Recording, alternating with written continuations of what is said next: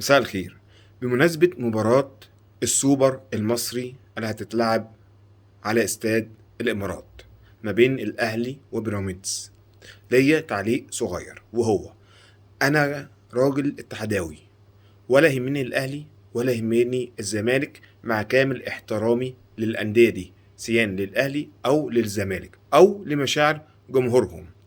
بس في نقد أنا هقوله، وهو احنا تعاملنا مع الاهلي والزمالك ان هما ابطال اساسيه، بعكس فرق الدوري للاسف الشديد اتعاملنا معاهم على ان هما كمالة عدد، مش ابطال اساسيين.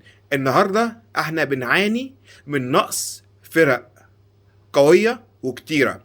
كنت اتمنى ان احنا يبقى عندنا 20 فريق قوي منافس على بطولة الدوري او الكاس او اي بطولة بتتعمل، بس للأسف احنا خليناهم فرقتين بس، وكمان بنخليهم فرقة واحدة. فعشان كده الكرة عندنا ضعيفة، الكرة مش قوية. ليه؟ عشان المنافسين قليلين، مفيش منافسين كتار.